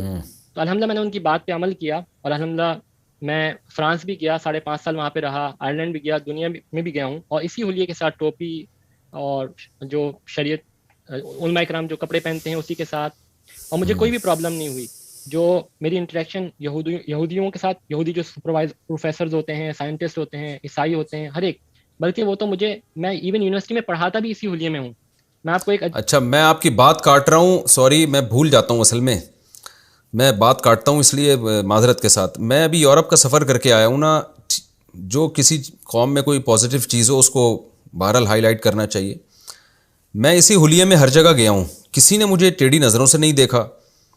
یعنی ایک جگہ تو ہم ان کے میوزیم میں گھسے, وہاں ان کی کوئی فوج کی تقریب ہو رہی تھی. یہ کتنا ایک ڈیفنس ایریا, کتنا حساس ادارہ ہوتا ہے. اور کوئی وہاں کے آئی جی تھے جن کو جو جن کو کوئی ایوارڈ دیا جا رہا تھا یا کوئی عہدہ منتقل ہو رہا تھا، میں اسی شلوار قمیض میں اور شلوار میری آدھی آدھی پنڈلیوں تک اور یہ پگڑی میں پہنچ گیا. کسی نے بھی نہ مجھے روکا نہ مجھے ٹیڑھی آنکھوں سے دیکھا، بلکہ ایک غیر مسلم نے تو مجھے السلام علیکم کہا کہ اس کو پتہ تھا کہ مسلمان ہے. تو ہمارے جو ینگ جنریشن کے دماغ میں ایک جو چیز بھر گئی ہے نا کہ ہم داڑھی رکھ کے ہم ترقی نہیں کر سکتے یا ہمیں دنیا اجنبی سمجھے گی، تو شاید آپ کے ملک میں شاید سمجھتی ہو، لیکن باہر کی دنیا میں ایسا نہیں ہے. آپ اپنی بات کنٹینیو کریں جو اپنے واقعات بتا رہے تھے کہ اسی حلیے میں آپ ہر جگہ گئے ماشاء اللہ. جی بالکل. تو میں نے جب پی ایچ ڈی مکمل کی تو میں آپ کو بتا دوں میرا جو مین سپروائزر تھے وہ یہودی تھے، جربا کے یہودی تھے، اور میری جو سپروائزر تھی کو سپروائزر وہ عیسائی تھی. تو انہوں نے مجھے نماز بھی پڑھنے دی، اور ایون میں نظروں کی حفاظت بھی کرتا تھا. یعنی میری پروفیسر مجھ سے یہ کہتی تھی کہ یار اب تو رمضان ختم ہو گیا، اب نظروں کی حفاظت چھوڑ دو. ذہن میں یہ تھا کہ شاید رمضان میں سے ہم نظروں کی حفاظت کرتے ہیں. تو پھر میں نے صحیح. تو پھر اس کے بعد سمجھ میں آ گئی، بس وہ یہ کہتی تھی کہ یار جب باہر ہم جائیں نا کسی کانفرنس میں یا کسی تیسرے بندے کے سامنے وہاں پہ، تو وہاں پہ میری بے عزتی نہیں کرنا، ٹھیک ہے. تو میں نے کہا کہ بھائی پھر وہاں پہ تم مجھے ہاتھ نہ ملانا یا کوئی ایسی حرکت نہیں کرنا. تو کہنے کا مقصد یہ ہے کہ انہوں نے مجھے کوئی بھی پرابلم کریٹ نہیں کی. ان کو نہ میرے حلیے سے مسئلہ تھا، وہ دیکھتے تھے کہ یار کام کر رہا ہے بندہ ایمانت داری سے، دیانت داری سے، اور الحمدللہ وہ اس کو سراہتے تھے. اب پی ایچ ڈی جب میری پوری ہو گئی تو میں نے پاکستان میں کئی جگہ انٹرویو دیے. ایک جگہ ایک یونیورسٹی میں میں نے انٹرویو دیا، تو انہوں نے کہا، وہاں کے جو وی سی تھے اور ڈین تھے، انہوں نے کہا آپ آ جائیں مگر آپ کو پینٹ شرٹ ٹائی لگانی ہوگی. یعنی پاکستان میں آپ کو پینٹ شرٹ کا کہا جا رہا ہے، یورپ میں آپ کو پینٹ شرٹ کا نہیں کہا جا رہا. تو میں نے کہا یار عجیب بات ہے. میں اس وقت فرانس سے ہی آن لائن انٹرویو دے رہا تھا. مجھے بہت حیرانگی ہوئی کہ یار ایسا تو نہیں ہونا چاہیے، یعنی ہم اتنے غلام تو نہیں ہونے چاہیے ہمیں ان لوگوں کا. بس دیکھیں ہم نے 100 سال انگریز کی غلامی کی ہے نا، تو وہ غلامانہ ذہن ابھی تک اس سے ہم نکلے نہیں ہیں. تو خلاصہ اس ساری بات کا یہ ہوا کہ جو داڑھی ہے، ٹوپی ہے، اور یہ جتنا بھی شرعی حلیہ ہے، یہ قطعی طور پہ ہمیں سائنٹیفک ڈسکوریز سے یا سائنس سیکھنے سے یا آگے جانے سے روکتا نہیں ہے، بلکہ یہ ہمیں یہ باور کراتا ہے لوگوں کو یار یہ اپنے اصولوں پہ چل رہا ہے اور یہ اپنے مذہب پہ چل رہا ہے اور یہ اچھا بندہ ہے، اور ہمیں اس کو ایکسپلائٹ بھی نہیں کرنا چاہیے. یعنی ہمیں ایسا نہیں کرنا چاہیے کہ ہم داڑھی رکھیں، ٹوپی رکھیں اور پھر لوگوں کے اعتماد کو ٹھیس پہنچائیں. بارہا میرے ذہن میں یہ آتا تھا کہ یار میں تو مطلب غلط کام کروں گا یا میں غلط کام کرتا ہوں، بعض مرتبہ گناہ ہو جاتے ہیں بندے سے، تو میں داڑھی نہیں رکھتا یا میں شلوار قمیض ٹوپی نہیں رکھتا، اس سے دین والے طبقہ جو ہے اس پہ اثر پڑے گا. تو مجھے مفتیان کرام نے کہا کہ نہیں، تم رکھو اور تم اپنی اس غلطیوں کو درست کرو، یعنی ان گناہوں سے بچو اور تم یہ رکھو، اور انشاءاللہ جب تم یہ کوشش کرتے رہو گے تو انشاءاللہ ایک وقت آئے گا کہ تم گناہوں سے بچ جاؤ گے. تو یہ حلیہ، یہ ساری چیزیں سائنس. اچھا، جب آپ نے پاکستان میں انٹرویو دیا اور انہوں نے کہا کہ آپ یہ حلیہ تبدیل کریں، تو آپ نے ان سے کیا کہا پھر؟ جی اس وقت تو میں نے ان کو برجستہ کوئی جواب نہیں دیا. پھر میں نے مفتیان کرام سے مشورہ کیا تو انہوں نے کہا کہ آپ دوسری جگہ چلے جائیں. تو الحمدللہ میں دوسری جگہ چلا گیا. کامسٹس یونیورسٹی تھی، وہاں پہ ایک بریگیڈیئر صاحب تھے، انہوں نے میرا انٹرویو لیا اور انہوں نے کہا کہ آپ آ جاؤ اور ہم آپ کو جانے ہی نہیں دے رہے. تو انہوں نے ہاتھوں ہاتھ مجھے لے کے رکھ لیا الحمدللہ. تو اللہ پاک نے بہت مہربانی کی. اچھا، ویسے میں نوجوانوں سے کہتا ہوں، اگر دیکھیں داڑھی کاٹنا تو جائز نہیں ہے، لیکن اگر پینٹ شرٹ پہننا پڑے نا تو اتنا بھی دین میں سختی نہ کریں. کچھ بہت ہی زیادہ آگے نکل جاتے ہیں نا، مسالہ زیادہ لگ جاتا ہے، جون پور کے قاضی بن جاتے ہیں وہ. تو پینٹ شرٹ پہننے کی بھی گنجائش ہے. بہتر تو یہی ہے کہ اپنا قومی لباس پہنے جو ڈھیلا ڈھالا ہے، جو ہمیشہ سے چلا آ رہا ہے. لیکن ایسا نہ ہو کچھ لوگوں پہ مسالہ زیادہ لگ جاتا ہے، پھر وہ جاب چھوڑ کے بیٹھ جاتے ہیں کہ جی مفتی صاحب نے انٹرویو لیا، انہوں نے کہا کہ ہم تو شلوار قمیض میں پیرس چلے گئے اور یہاں چلے گئے، تو ہم کل سے آفس ہم شلوار قمیض میں جائیں گے اور باس پتہ چلے ان کو نکال دے. تو کوئی یہ پینٹ شرٹ اتنا بڑا ایشو نہیں ہے، اس کو بہت زیادہ وہ نہیں ویلیو دینی چاہیے ڈریسنگ کو. البتہ یہ ہے کہ غیر شرعی لباس بہرحال نہ ہو. اور ترغیب تو یہی ہے کہ آپ اپنا لباس پہنیں جو آپ کا ہے، آپ اس میں آپ کا ایک اچھا تشخص ہے. اچھی بات ہے، اللہ جزائے خیر دے.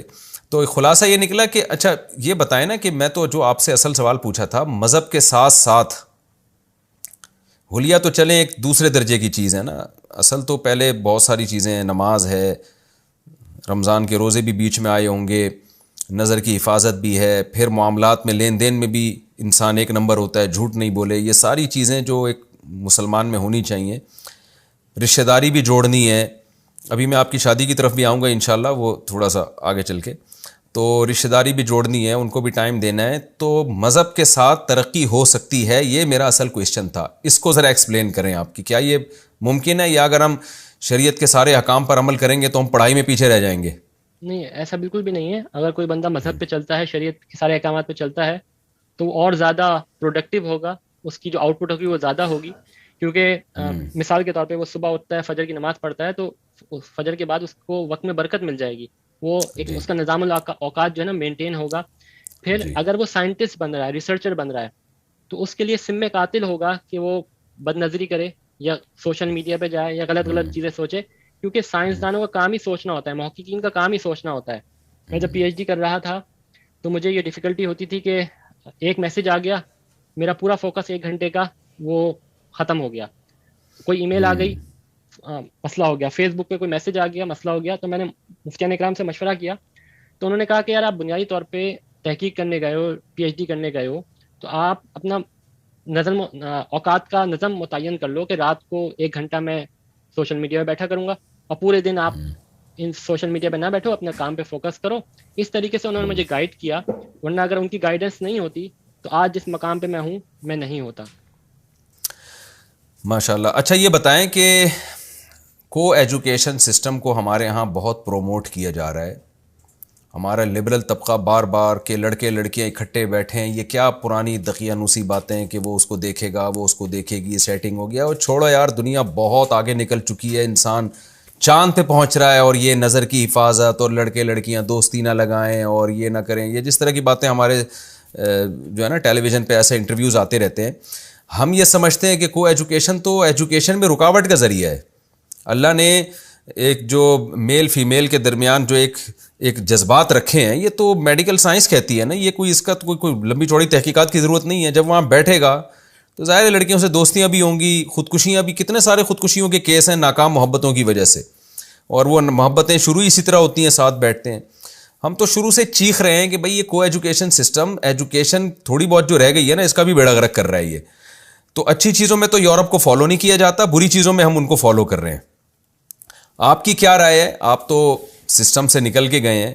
کو ایجوکیشن سسٹم کے جو فضائل بیان کیے جاتے ہیں، قرآن میں اللہ نے فرمایا نا کہ وَزَيَّنَ لَهُمُ الشَّيْطَانُ أَعْمَالَهُمْ، شیطان نے کیا کیا ہے کہ جو برائی ہوگی نا اس کو اچھائی کا لیبل لگائے گا شیطان. تو کو ایجوکیشن سسٹم کو پروموٹ کرنے والے کہتے ہیں کہ جس میں کمپٹیشن ہوتا ہے، لڑکوں میں ایک مقابلہ ہوتا ہے لڑکیوں سے آگے بڑھنے کا، ایک جذبہ ہوتا ہے، لڑکیوں میں جذبہ ہوتا ہے کہ ہم لڑکوں سے آگے بڑھیں گے پڑھائی میں، اس کمپٹیشن میں، اور سارے بڑے بڑے آپ جیسے سائنسدان پیدا ہو جاتے ہیں اس کے نتیجے میں. ہو کیا رہے ہیں وہ تو ہمیں پتہ ہے نا یہ تو آپ جیسے چند لوگ ہیں جو پیدا ہو گئے. تو آپ کا کیا کہتے ہیں؟ کو ایجوکیشن سسٹم ایجوکیشن کو پروموٹ کرنے کا ذریعہ ہے یا بیڑا غرق کرنے کا ذریعہ ہے؟ دیکھیں، پاکستان ایک اسلامی ملک ہے اور اسلامی شریعت تو اس سے منع کرتی ہے اور اس کے نقصانات ہیں. جب اللہ نے کہہ دیا، شریعت میں یہ بات آ گئی، تو اس میں تو کوئی شک ہے نہیں. لوگ کہتے ہیں یورپ میں تو کو ایجوکیشن سسٹم ہے، انہوں نے ایسی ترقی کیسے کر لی؟ نہیں. علامہ اقبال کا شعر ہے جس کا مفہوم یہ ہے کہ یورپ کی اور امریکہ کی اور ان کی ترقی جو ہے نا، وہ اسکرٹس پہننے سے یا ان کی اوریانی کی وجہ سے یا ان چیزوں سے نہیں ہوئی، وہ ان کی سائنس اور ٹیکنالوجی میں محنت کرنے سے ہوئی ہے. یہاں پہ جو سائنسدان ہیں وہ اپنی پوری زندگی کھپا دیتے ہیں، 4 گھنٹے سوتے ہیں، شادیاں نہیں کرتے. تو ہم صرف ان کی یہ جو اوریانی ہے، فحاشی ہے، ان چیزوں کو دیکھتے ہیں. جو ان کے محنتی طبقہ ہے، جو سائنسدان ہیں، آپ ان کی تاریخ تو پڑھیں، ان کے آپ احوال تو دیکھیں. ویسے شادیاں نہ کر کے تو اچھا نہیں کرتے. یہ تو آپ نے میرا دل دکھایا ہے. نہیں، وہ تو میں نے زبان سے میرا نکل گیا، مگر ایک صحیح. ٹھیک ہے. اچھا، تو آپ کا کہنے کا مقصد ہے کہ جو یعنی ان چیزوں میں نہیں پڑتے، شادیاں یا لڑکیوں سے دوستیاں، وہ پورا اپنا آپ کو وقف کر دیتے ہیں. اور ظاہر ہے ایسے لوگ تھوڑے ہی ہوتے ہیں. وہ وقف کرتے ہیں جبھی تو سائنس میں ترقی کرتے ہیں. اس کے لیے تو آپ کو پوری جان لگانی پڑتی ہے. آپ میری کیوری کا ایگزامپل لے لیں. کینسر سے، یعنی کینسر ہو گیا اس کو، اور اس طرح سے بے تحاشا ابھی حال میں ہمارے جو ہم جن سائنسدانوں کو دیکھتے ہیں وہ گنجے ہو جاتے ہیں. یعنی ایسا نہیں ہے کہ وہ سوشل لائف سے کٹ جاتے ہیں، مگر دیکھیں اگر آپ نے دنیا میں امپیکٹ کریٹ کرنا ہے، دنیا کا مقابلہ کرنا ہے ٹیکنالوجی اور سائنس میں، تو آپ کے پاس 1-2 بندہ نہیں ہونا چاہیے، آپ کے پاس ایک کھیپ ہونی چاہیے لوگوں کی جو کہ اس طرز فکر پہ سائنس اور ٹیکنالوجی کو لے کے آگے چلے. اچھا، مجھے یہ بتائیں جلدی سے، یہ جو ہے نا، آپ کیا سمجھتے ہیں 4 شادیاں کر کے بھی انسان ترقی کر سکتا ہے؟ یعنی آپ نے ابھی کہا شادیاں نہیں کرتے، اب لوگ فوراً کہیں گے اچھا مفتی صاحب آپ جو 4 شادیوں کی ترغیب دے رہے ہیں تو ہم تو ترقی تو کر ہی نہیں سکیں گے.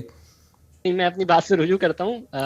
شریعت نے تو اجازت دی ہے, اور بندہ مشورہ کر کے بڑوں سے دیکھ لے. ویسے اس کا میں جواب پھر کسی وقت دوں گا لوگوں کو, ابھی تو آپ کا اور ہمارا جو وہ ہے نا وہ خراب ہو جائے گا. اس کا میں پھر کسی اور وقت جواب دوں گا کہ شادیاں کر کے ترقی کیسے کر سکتے ہیں. جن انگریزوں نے ترقی کی نا بغیر شادیاں کیے, وہ اگر شادیاں کرتے تو اس سے بھی آگے نکل جاتے.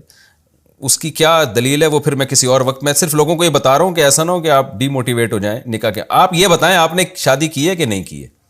الحمدللہ میں نے شادی کی ہے, اور الحمدللہ 3 بچے ہیں, 2 بیٹے ہیں ویری اور 1 بیٹی ہے الحمدللہ. ماشاء اللہ ماشاء اللہ. تو میں آپ جو ہے نا بھابھی کو ناراض نہیں کرنا چاہتا, دوسری شادی کی آپ سے بالکل بھی بات نہیں کروں گا, ٹھیک ہے نا. آپ نے ایک شادی کی ہے ماشاء اللہ, بھابھی کو سلام کہیے گا, بچوں کو پیار کیجیے گا. اللہ تعالیٰ بہت بہت جزائے خیر دے آپ کو. تھوڑا سا نوجوانوں کے لیے کچھ نصیحت کر دیں. دل جو چاہ رہا ہے کہ آپ سے آدھا گھنٹہ اور گپ شپ ہو اور تھوڑا سا حالات معلوم کریں ہم, لیکن ٹائم ہمارا کمپلیٹ ہو رہا ہے. یہ جو ہے نا یورپ کی ترقی کو ایجوکیشن کی وجہ سے نہیں ہے بلکہ ان کی محنت کی وجہ سے ہے. اصل جو آپ کا میسج تھا وہ یہ تھا. میرا ایک تجزیہ یہ ہے کہ اگر ان کے ہاں کو ایجوکیشن نہ ہوتی اور ایک حیا اور پردے کا نظام ہوتا تو یہ اس سے زیادہ ترقی کرتے. یعنی اصل میں ترقی کی کوئی انتہا تو نہیں ہے نا. ظاہر ہے آج سے 100 سال کے بعد انسان ترقی کی جس انتہا پر ہوگا آج نہیں ہے. تو سوسائٹی میں ابھی یورپ گھوم کر آیا ہوں نا, یہ میں نے بھی وہاں تجزیہ کیا ہے اور وہاں کے مقامی لوگوں سے میں نے تجزیہ کیا ہے کہ ان کے اندر کوئی خرابی ہے نا تو مذہب نہ ہونے کی وجہ سے. نشہ بہت ہے, زنا بہت ہے, اور جو ہومو سیکشولیٹی بھی پھیلتی چلی جا رہی ہے. تو اس چیز سے ان کی ترقی کو بھی نقصان ہوا ہے. یہ میں نوجوانوں کو پیغام دینا چاہتا ہوں جو یورپ کی ترقی کو دیکھ کر یہ سمجھتے ہیں کہ وہاں جو ایک ننگا پن ہے, بے حیائی ہے, شاید یہ اس کی وجہ سے ہے. لہذا ہمارے جو لبرل طبقہ ہے نا, جو ہمارا جو قوم میں جو لبرل قسم کے لیڈر ہیں, وہ کہتے ہیں چونکہ یورپ نے کپڑے اتار کے ترقی کی ہے لہذا ہم بھی یونیورسٹیوں میں کو ایجوکیشن سسٹم اور حیا اور دوپٹے اور برقعے یہ سب چیزوں کو ختم کریں گے. تو اس کا بھائی اس سے کوئی تعلق نہیں ہے. ان کی جو ایک پازیٹیو چیز تھی محنت, اسٹرگل, اس اسٹرگل کو میں آپ ان کو فالو کریں. اور ایک جو نیگیٹو چیز ہے جس نے ان کو مزید آگے جانے سے روکا ہوا ہے, کیونکہ میں بھی جرمنی اور فرانس اور ان ملکوں میں گیا تو میں تو ہر طبقے سے ملتا ہوں, تو وہاں وہ کہہ رہے ہیں کہ یہاں ان کو نقصان ہوا ہے ان چیزوں کا. اگر یہ چیزیں اس سوسائٹی میں یہ اخلاقی برائیاں نہ ہوتی تو ان کے یہاں ہر دوسرا آدمی سائنٹسٹ ہوتا. تبھی تو باہر سے آپ جیسے لوگوں کو بھی تو بلا رہے ہیں نا وہ, ورنہ ان کو کیا ضرورت تھی آپ کو بلانے کی. تو یہ جو ہے نا یہ سوسائٹی میں بے حیائی سے نقصان ہوا ہے, اس سے کوئی فائدہ نہیں ہوا. تو یہ ہماری ینگ جنریشن کو اور جو ہمارے لیڈر ہیں نا ان کو یہ سمجھنے کی بہت شدید ضرورت ہے. اچھا آپ نوجوانوں کے نام ذرا کوئی پیغام تو دینا, کچھ بتائیں تھوڑا سا لوگوں کو کہ ہماری جو ینگ جنریشن ہے اس کو کیا کرنا چاہیے. اچھا ایک میں بات تھوڑا سا لوگوں کو یہ بتا دوں, دیکھیں اسلام چونکہ دین معتدل ہے نا, تو گوروں نے اپنے آپ کو وقف کر دیا سائنٹسٹ بننے کے لیے, خدمت کے لیے, اور بہت اچھے سائنسدان بن گئے. آپ نے اپنے آپ کو اس طرح وقف نہیں کیا بلکہ آپ نے ظاہر ہے گھر والوں کا بھی خیال کیا ہوگا, اپنے والدین سے بھی رابطہ کیا ہوگا. وجہ اس کی ہے کہ اسلام آپ کو اعتدال سکھاتا ہے. کسی ایک چیز کو اتنا فوکس کر لینا کہ دوسرے حقوق ضائع ہونا شروع ہو جائیں, اس کی آپ کو اسلام اجازت نہیں دیتا. حضرت مفتی تقی عثمانی صاحب کو ہمارے ایک دوست تھے, انہوں نے اصلاحی خط لکھا کہ میں دین کی اتنی خدمت کر رہا ہوں, پوری اپنی روٹین بتائی. وہ کہتے ہیں کہ میرے دوست تھے, انہوں نے مجھے بتایا کہ میں نے جب حضرت مفتی تقی صاحب کو خط لکھا تو میرا خیال تھا کہ حضرت مفتی تقی عثمانی صاحب دامت برکاتہ مجھے بے انتہا شاباش دیں گے کہ یار تو صبح سے لے کے رات تک دین کی خدمت کے علاوہ اور پڑھائی کے علاوہ تیرا کوئی کام ہی نہیں, عالم ہے ماشاء اللہ وہ. تو کہتے لیکن حضرت نے مجھے لکھ کر دیا اس میں بیوی بچوں کا ٹائم کہاں ہے. تو کہہ رہے پھر مجھے خیال ہوا کہ یار بیوی بچوں کے لیے تو انہوں نے کہا کہ جس اللہ کو خوش کرنے کے لیے تم یہ کام کر رہے ہو تو اس میں تو یہ بھی ہے کہ بیوی بچوں کو بھی وقت دینا ہے, ورنہ اللہ قیامت کے دن سوال کرے گا. تو چونکہ گورے تو مذہب کو فالو نہیں کرتے نا, تو ایک ہی چیز کو, جو جم میں جا رہا ہے آپ گوروں میں دیکھیں نا, جو باڈی بلڈر بن رہا ہے وہ سارا دن جم میں ہی لگا رہتا ہے نا, کھاتا رہتا ہے اور پھولتا رہتا ہے. تو میں ہمارے یہاں کے لڑکوں سے کہتا ہوں بھائی تم گورے کا مقابلہ نہیں کر سکتے کیونکہ اس کا تو ایک ہی کام ہے نا, تمہارے تو 20 غم ہے. تو اسلام آپ کو اعتدال سکھاتا ہے, اسی اعتدال میں رہ کے آپ ترقی کریں تاکہ ساری چیزیں چلیں ساتھ ساتھ. تو آپ تھوڑا سا ہماری جو ینگ جنریشن ہے نا اس کو کوئی میسج دیں. محنت, ایک تو مایوسی بہت چھائی ہوئی ہے ہمارے یہاں, لوگ سمجھتے ہیں ان اسکولوں میں, ان یونیورسٹیوں میں ہم کوئی پڑھ لکھ کے کچھ بڑے بن ہی نہیں سکتے. تو اس کے بارے میں تھوڑی سی بات کریں آپ, اور کچھ نصیحت کریں جو آپ سمجھتے ہیں کہ آپ نوجوانوں کو ایک پیغام دینا چاہتے ہیں, وہ ذرا تھوڑا سا آپ اس کو وضاحت سے کریں. جی دیکھیں، سب سے پہلے تو نوجوانوں سے یہی درخواست ہے کہ شارٹ ٹرم گولز پہ فوکس نہ کریں، پیسوں پہ فوکس نہ کریں، اپنی نیت درست کریں. اپنی نیت یہ کریں کہ یار ہم کوئی بھی علم سیکھیں گے، چاہے انجینئرنگ کریں، چاہے ڈاکٹری کریں، چاہے کوئی اور علوم حاصل کریں، ہم اپنے ملک کی خدمت کریں گے، اسلام کی خدمت کریں گے. اور ڈیفینیٹلی جب آپ وہ کام... اچھا سوری بات کاٹ رہا ہوں، لوگ کہیں گے آپ تو اپنے ملک کی خدمت نہیں کر لے، آپ تو آئرلینڈ میں بیٹھ کے آئرلینڈ کی خدمت کر رہے ہیں. یہ سب یہ کمنٹس آئیں گے لوگوں کے اس کو ابھی سے جو... الحمدللہ ملک کی خدمت کر رہا ہوں، اور ملک کی خدمت آپ یہ دیکھیں گے پاکستان کا نام پوری دنیا میں روشن ہو رہا ہے ماشاء اللہ. الحمدللہ. جی جی. اور میں پاکستان میں نے بہت... جب میں تھا تو وہاں پہ بھی کافی زیادہ ہیومن ریسورس ڈیولپ کی، یعنی میں نے اپنے جیسے بندے اور بنائے ہیں. یعنی ماشاء ایسا نہیں ہے کہ اللہ میں نے گڈ. چھوڑ دیے، الحمدللہ بہت سارے اسٹوڈنٹس بنے ہیں اور اسی نہج پہ ماشاء آگے جا اللہ رہے ہیں جو سائنس کی خدمات انجام دے رہے ہیں. ماشاء اللہ. تو نوجوانوں گڈ. کے لیے یہ ہے کہ نیت ہماری درست ہو اور ہم کمپرومائز نہ ہوں شارٹ ٹرم گولز کے لیے، ذاتی مفاد کے لیے. ہم سیدھے راستے پہ چلیں اور ہمارا مقصد پیسہ کمانا نہ ہو، نیت درستی ہو. میں پیسہ کمانے سے منع نہیں کر رہا، پیسے ضرور کمائیں، زیادہ سے زیادہ کمائیں، اس میں حرج نہیں ہے، مگر علماء کرام سے پوچھ کے اس میں شریعت کا دیکھ لیں کہ جائز ہے ناجائز ہے، اور پھر کمائیں. اپنے شعبے میں مہارت حاصل کریں، یعنی سب سے اہم چیز یہ ہے کہ اپنے شعبے میں مہارت حاصل کریں. آپ اگر کسی بھی شعبے میں ہیں، اس شعبے میں ایکسلنس حاصل کریں، اتنی ایکسلنس ہو کہ دنیا آپ کو اس شعبے میں مانے، آپ کی مثالیں دی جائیں. اور جو سوشل میڈیا ہے اس سے تھوڑا سا دور ہٹیں، کیونکہ اگر آپ سوشل میڈیا سے دین سیکھیں گے تو دین کے مراکز جو ہے نا مدارس ہیں، تو مدارس میں آپ خط لکھ سکتے ہیں علماء کرام کو، مفتیان کرام کو، وہ آپ کو جواب دے دیں گے. آپ ان کے بیانات سننے چلے جائیں، آپ ان کی اصلاحی مجالس اٹینڈ کر لیں. مگر سوشل میڈیا پہ کیونکہ آپ کے پاس پتہ نہیں ہوتا نوجوانوں کو کہ کون صحیح ہے کون غلط ہے، اور جو ہے دین کے روپ میں بہت سارے لوگ غلط عقائد ان کے ذہن میں انجیکٹ کر دیتے ہیں. ہمارے ساتھ کافی سارے دوست تھے فرانس میں جب پی ایچ ڈی کر رہے تھے، تو وہ بہت سارے یوٹیوب پہ چیزیں سنتے تھے، اور سنتے سنتے ان میں سے ایک بندہ ایسا ہو گیا، مثال دیتا ہوں، وہ نعوذ باللہ یہ کہنے لگا کہ یعنی نقل کفر نباشت کہ یہ قرآن پاک جو ہے نا یہ کہانیوں کی طرح ہے، یعنی اس حد تک وہ چلا گیا. اور کیونکہ باہر تو جب آپ رہتے ہیں تو آپ بالکل آزاد ہوتے ہیں، تو اسی طریقے سے ہاں مدارس سے، دینی مدرسوں سے رابطہ ہوتا نہیں ہے، تو اسکالرس کو یوٹیوب پہ ہی سن رہے ہوتے ہیں، پھر ان کو صحیح اور غلط میں تمیز مشکل ہو جاتی ہے. اور پاکستان میں بڑی بیماری یہ ہے کہ جس کی جو فیلڈ نہیں ہے نا اس میں ٹانگ اڑانی ہے. جو مفتی نہیں ہے وہ مفتیوں کی فیلڈ میں ٹانگ اڑائے گا، جو ڈاکٹر نہیں ہے وہ ڈاکٹروں کی فیلڈ میں ٹانگ اڑائے گا، جو سائنٹسٹ نہیں ہے وہ سائنسدانوں کی فیلڈ میں ٹانگ اڑائے گا. تو اور یوٹیوب میں ایسے ایسے لوگ بھی ہیں جو ہر فیلڈ میں ٹانگ اڑا کے بیٹھے ہوئے ہیں، صحیح ہے نا. تو عجیب، یعنی ایک جس سے اتنی کنفیوژن ہو رہی ہے. ابھی ایک نیا فتویٰ بھی مارکیٹ میں آیا ہے کہ جی خواتین کے نیل پالش لگی ہو تو بھی وضو ہو جاتا ہے، اور قیاس کیا گیا ہے کہ جی جیسے مسا پر موزے پہنے ہوئے ہو تو مسا ہو جاتا ہے، تو ایسے ہی نیل پالش پہ بھی مسا ہو جاتا ہے. تو پتہ نہیں کیا کیا چل رہا ہے. اتنی کنفیوژن ہو جائے گی نا کچھ دنوں میں، اور فرقے در فرقے کے مجھے لگتا ہے کہ لوگ اسلام سے نہ ہٹنا شروع ہو جائیں. تو آپ نے صحیح کہا کہ نوجوانوں کو سوشل میڈیا سے تھوڑا دور رہنے کی ضرورت ہے، اور پہلے مدرسے میں اگر دین سیکھنا ہے تو پہلے مدرسے سے تعلق ہو، پھر وہاں سے پتہ چلائیں کہ سوشل میڈیا پہ صحیح کون ہے غلط کون ہے. اس کی مثال ایسے جیسے ڈاکٹر سے آپ رابطہ کریں گے نا تو ڈاکٹر آپ کو بتائے گا یوٹیوب پہ فلاں ڈاکٹر صحیح ہے فلاں غلط ہے. پہلے فزیکلی کسی ڈاکٹر سے رابطہ کرنا پڑے گا، ورنہ یوٹیوب سے ہی پوچھیں گے وہ نہیں اس میں گائیڈ کرے گا آپ کو. تو یہ میرا خیال ہے میسج ہے جو آپ دے رہے ہیں. اور دوسری مایوسی ہمارے یہاں پھیلی ہوئی ہے کہ ہم تو سمجھتے ہیں کہ اب ہماری ینگ جنریشن ترقی کر ہی نہیں سکتی جو حالات ہو گئے. اس کے بارے میں آپ کیا کہنا چاہتے ہیں؟ نہیں، الحمدللہ ہماری جو ینگ جنریشن ہے اس میں بہت پوٹینشل ہے، بہت اچھے اچھے لوگ ہیں. اصل میں اس دفعہ کچھ عرصے سے، پچھلے کچھ سالوں سے نا سوشل میڈیا پہ ایک باقاعدہ کیمپین چلائی جا رہی ہے، اور لوگوں کو شارٹ ٹرم پیسہ کمانے کے طریقے سکھائے جا رہے ہیں اسکل ڈیولپمنٹ کے نام پہ. کیونکہ جو بیچارے ینگ جنریشن ہوتی ہے تو وہ سمجھتے ہیں کہ یہ ہماری سنسیئرٹی کے لیے بات کر رہے ہیں اور ہمیں جو ہے نا شارٹ ٹرم میں پیسے کمانے کے طریقے سکھا رہے ہیں. دیکھیں، اگر ہم پورے نوجوانوں کو مثال کے طور پہ پروگرامنگ پہ لگا دیں گے، یا پورے نوجوانوں کو یوٹیوب کی ویڈیوز یا ٹک ٹاک کی ویڈیوز بنانے میں لگا دیں گے، تو ہم سائنسی طور پہ تو مقابلہ نہیں کر سکتے نا اقوام کا. جی اگر ہم نے سائنسی طور پہ مقابلہ کرنا ہے تو ہمیں ٹھوس پائیدار کنٹریبیوشن چاہیے ہوگا، اور وہ سالوں میں چاہیے ہوتا ہے.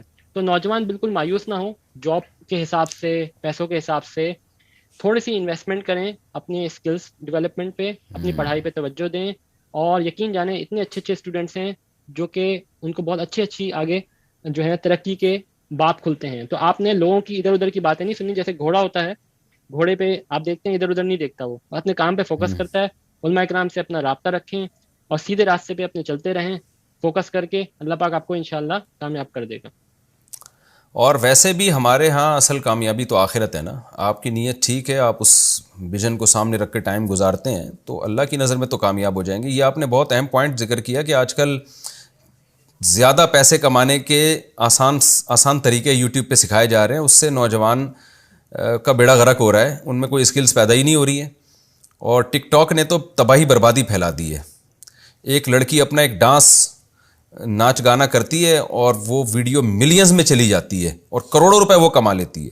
اور ایک لڑکی MBBS ڈاکٹر بنتی ہے, اتنی عرصہ اس نے محنت کی, پھر سسرال کے تانے اس نے اٹھائے, ٹھیک ہے نا, برداشت کیے, پھر جناب اس نے ایک محنت کرتے کرتے ایک جگہ تک پہنچی ہے, اور اس کے بعد وہ 10 سال میں وہ اتنا پیسہ نہیں کما لیتی جو ایک ٹک ٹاکر اپنی بیہودہ جسم کی نمائش کر کے چند مہینوں میں کما لیتی ہے. تو ظاہر ہے وہ بھی پھر سوچتی ہوگی کہ ہم بے وقوف تھے جو ہم ڈاکٹر بن گئے یا ہم اس لائن میں آئے.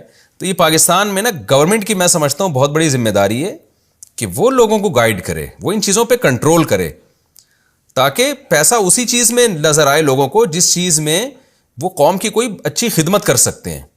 ہوائی پیسہ جو آج کل ٹک ٹاک یا یوٹیوب کے ذریعے آ رہا ہے نا, کچھ بھی اٹھا کے آپ یوٹیوب پہ ڈال دیں, وہ ظاہر ہے ویورز تو آ ہی جاتے ہیں اور اس پہ نوٹ تو بن ہی جاتے ہیں لوگوں کے. اللہ بہت جزائے خیر دے. آپ نے بہت, مجھے بھی بڑا اچھا لگا آپ سے بات کر کے, لوگوں کو بھی انشاءاللہ فائدہ ہوا ہوگا, اور مجھے بھی بہت فائدہ ہوا. پہلے بھی ہوا جب میری آپ سے کرپٹو کرنسی کے بارے میں فون پہ بات چیت ہوئی تھی, اور میں انشاءاللہ آپ کی نالج سے فائدہ اٹھاتا رہوں گا. اور آئرلینڈ اگر میرا آنا ہوا تو 2 سموسے آپ کی طرف سے انشاءاللہ, ٹھیک ہے نا. میں آپ کا بہت بہت شکر گزار ہوں. آپ نے وعدہ کیا تھا کہ آپ نے اپنا وعدہ پورا کر لیا, مجھے انوائٹ کیا ماشاءاللہ سے, اور مجھے موقع فراہم کیا کہ میں حقائق عوام کے سامنے پیش کر سکوں. اللہ پاک کی ذات سے امید ہے کہ اللہ پاک اس کے ذریعے سے خیر پھیلائے گا, اور اللہ پاک انشاءاللہ اس سے عافیت والا معاملہ کرے گا انشاءاللہ. بہت بہت شکریہ آپ کے ٹائم کا. اللہ جزائے خیر دے. جزاکم اللہ. السلام علیکم ورحمۃ اللہ وبرکاتہ.